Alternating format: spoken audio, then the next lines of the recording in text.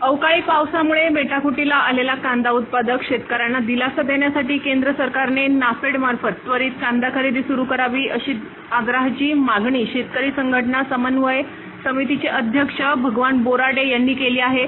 सरकारने या मागणीकडे दुर्लक्ष केल्यास राज्यातील सर्व शेतकरी संघटनांना एकत्र करून महाराष्ट्रव्यापी तीव्र आंदोलन छेडण्याचा इशाराही त्यांनी यावेळेस दिला आहे। सध्या बाजारात कांद्याची आवक होत असताना व्यापारी अवकाळी पावसाचे आणि मालाच्या गुणवत्तेचे निमित्त पुढे करत आहेत। याबाबत बोलताना मोती नाना पाटील यांनी सांगितले की व्यापारी पावसाचे कारण सांगून अतिशय कमी भावात कांदा खरेदी करत आहेत। हा कांदा साठवणुकीसाठी स्वस्तात घेऊन शेतकऱ्यांची लूट केली जात आहे। व्यापाऱ्यांच्या या भूमिकेमुळे शेतकरी हवालदिल झाला असून उत्पादन खर्चही निघणे कठीण झाले आहे। भगवान बोराडे यांनी सरकारला इशारा देत स्पष्ट केले की शेतकऱ्यांचा संयम आता सुटत चालला आहे। नाफेडने बाजारभावात हस्तक्षेप करून योग्य दराने खरेदी न केल्यास राज्यातील शेतकरी रस्त्यावर उतरतील। या आंदोलनाची संपूर्ण जबाबदारी सरकारची असेल असंही त्यांनी ठणकावून सांगितले। कांदा दराचा प्रश्न दिवसेंदिवस गंभीर होत असल्याने आता सरकार यावर काय पाऊल उचलते याकडे संपूर्ण राज्यातील शेतकऱ्यांचे लक्ष लागले आहे। परिस्थिती आहे की कांदा काढणीची वेळ आलेली आहे। कांदा काढून राहिले लोक, कांद्याचं हार्वेस्टिंग चालू आहे आणि आता काही ठिकाणी नेटक्याच गारपीट झालेली आहे, थोडी का होईना पण झालेली आहे। त्या कांद्याला तर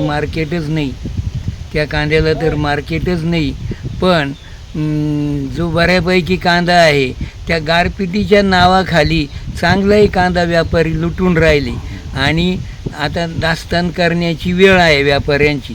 त्याच्यामुळे 1000, 500, 600 असा कांदा विकून राहिला आणि हा कांदा असा विकून शेतकऱ्याचा उत्पादन खर्च निघत नाही।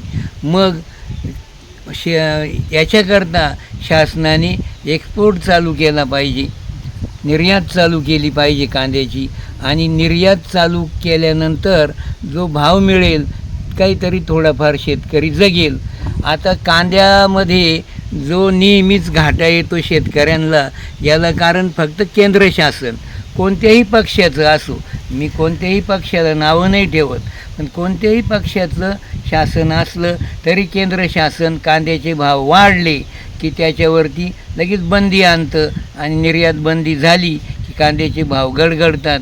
नंतर 1-2 वर्ष ते भाव उठतच नाही। त्याला कारण जे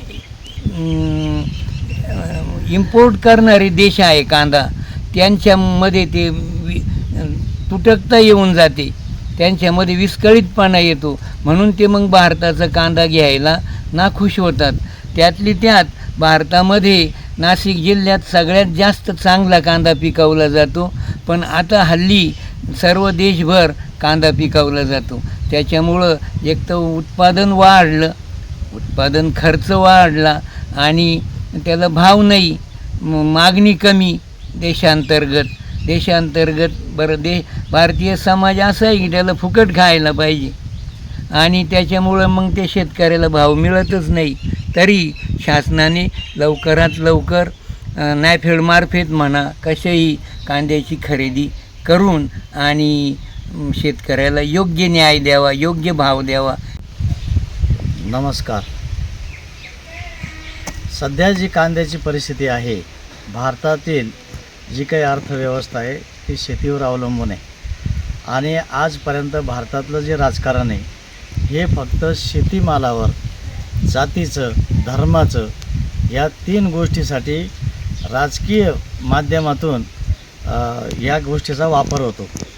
आज सध्या शेतकऱ्यांच्या कांदे काढण्याचा जो सीझन चालू आहे आणि दास्तान सुरू आहे, कांदा साठवणुकीची वेळ आहे, अशा वेळेस ज्या भागामध्ये थोडा पाऊस पडला याचं निमित्त म्हणून शेतकरी आपला कांदा व्यापारी हे कमी भावाने घेतात आणि साठवणूक करतात आणि नंतर 3-4 महिन्यानं तो कांदा जास्त भावात विकतात।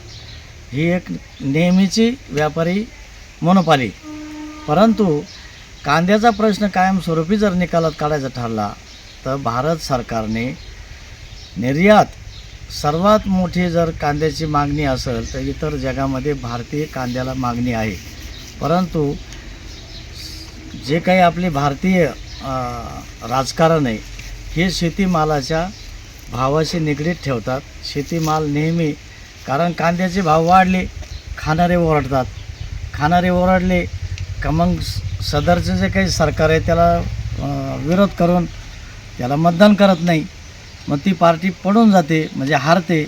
असं हे राजकारण आजकालचं नसून जसं स्वातंत्र्य मिळालं तेव्हापासून हाच प्रकार चालू आहे. त्याच्यामुळे शेतीमालाचे किंवा कांद्याचे भाव हे वाढत नाहीत.